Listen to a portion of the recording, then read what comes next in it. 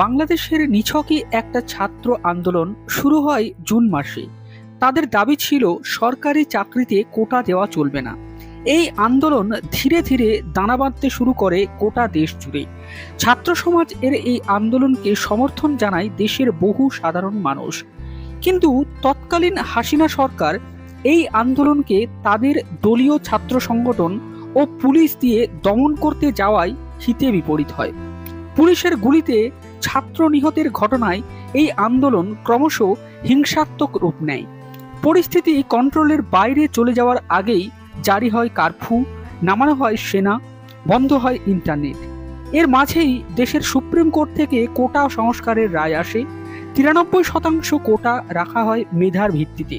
কিন্তু এসবের পরেও আন্দোলন থামে না। আন্দোলনকারী ছাত্র সমন্বয়করা সরকারের কাছে কিছু দাবি রাখে এবং শেষ অবধি তাদের এই কিছু দাবি একটা দাবিতে পরিণত হয়। তা হয় এই সরকারের পদত্যাগ। গত রবিবার জুড়ে ছাত্র সমাজ, বাংলাদেশের বিরোধী দল, সাধারণ মানুষ সকলে মিলে সরকারের বিরুদ্ধে অসহযোগ আন্দোলন কর্মসূচি পালন করে।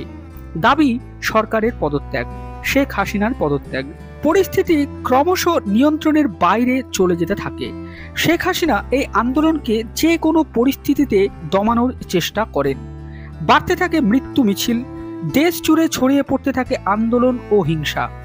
এবার দাবি এক, তা হলো শেখ হাসিনার পতন। শেখ হাসিনার সরকার ও তার দল ও তাদের সংগঠন এবং প্রশাসন একটি বিষয় ক্রমশ বুঝতে পারে যে পরিস্থিতি ক্রমশ নিয়ন্ত্রণের বাইরে চলে যাচ্ছে। সংবাদ মাধ্যম সূত্রে জানা যাচ্ছে, শেখ হাসিনা গত রবিবার তার দলের উচ্চস্থানীয় নেতৃত্বের সাথে বৈঠক করেন এই বিষয়ে। সেখানে তাকে উচ্চ পর্যায়ে পরিস্থিতির কথা জানানো হয়। এর মাঝে আন্দোলনকারীরা গত সোমবারই লং মার্চ টু ঢাকা এর ডাক দেয়। সংবাদ মাধ্যম সূত্রে জানা যাচ্ছে, সেই সময়েও অতিরিক্ত বল প্রয়োগ করেও ক্ষমতা ধরে রাখতে চেয়েছিলেন শেখ হাসিনা। রবিবার থেকেই জারি হয় কারফিউ।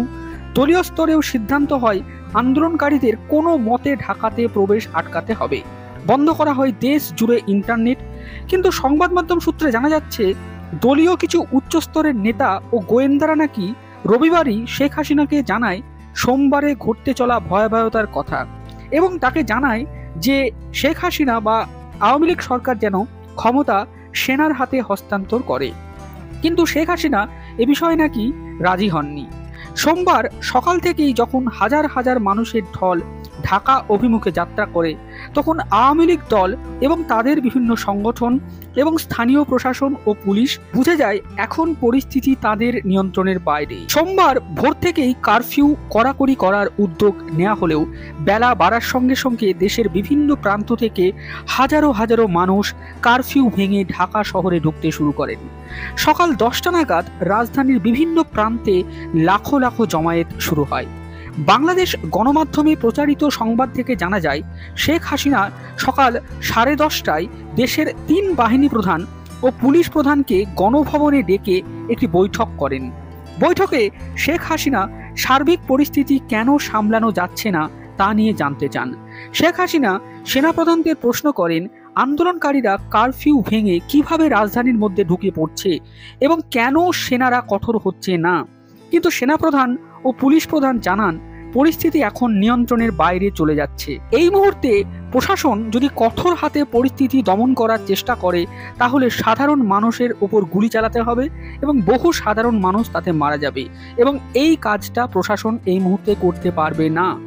বৈঠকে সেনাপ্রধান ও অন্যান্য গোয়েন্দা প্রধানরা শেখ হাসিনাকে বোঝান এই পরিস্থিতিতে বল প্রয়োগ করে সামলানো যাবে না।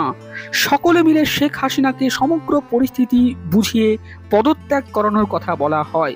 কিন্তু শেখ হাসিনা সেই বৈঠকে কোনোভাবেই পদত্যাগ করতে রাজি ছিলেন না, এমনটাই সংবাদ মাধ্যম সূত্রের খবর।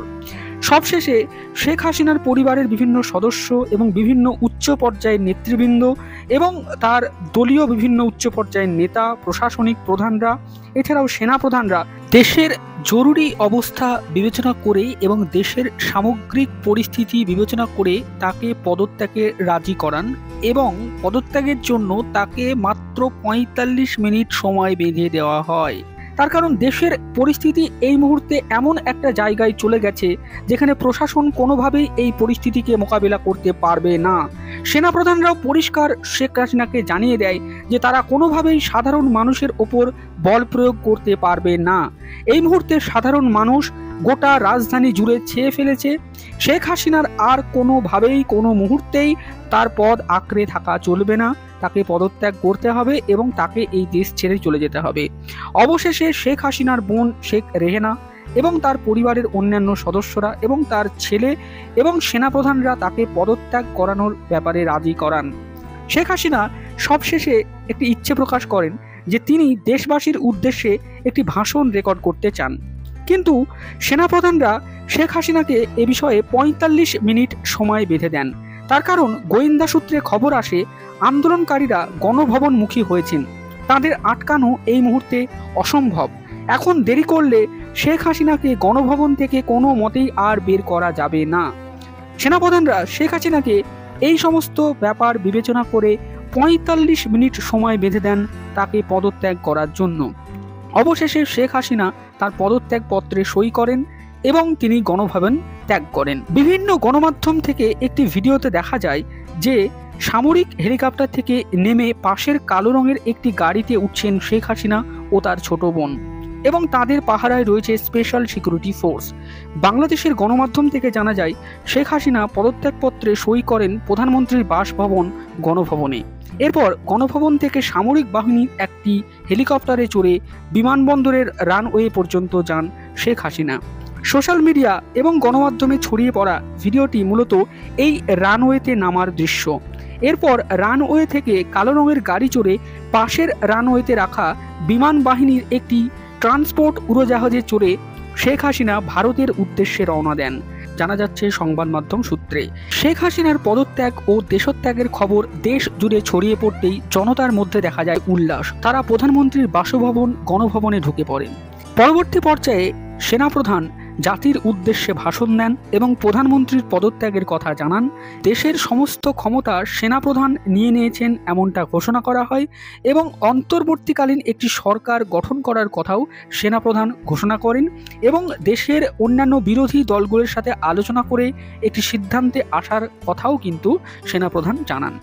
তো এইভাবেই শেখ হাসিনার সরকারের পতন ঘটে, তাকে ৪৫ মিনিট সময় বেঁধে দেওয়া হয় এবং বিভিন্ন সংবাদ মাধ্যম এবং গণমাধ্যমে প্রচারিত বিভিন্ন দেশ ও বিদেশের সংবাদ থেকে আমরা এই সমস্ত ঘটনাক্রম জানতে পারি। শেখ হাসিনার পদত্যাগের শেষ সময়টুকুতে অ্যাকচুয়ালি কি ঘটনা ঘটেছিল সেই বিষয়টি একটি প্রতিবেদন আকারে আপনাদেরকে এই ভিডিওতে উপস্থাপন করার চেষ্টা করলাম।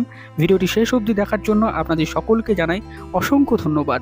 আমাদের চ্যানেলে নতুন হলে অবশ্যই চ্যানেলটি সাবস্ক্রাইব করবেন।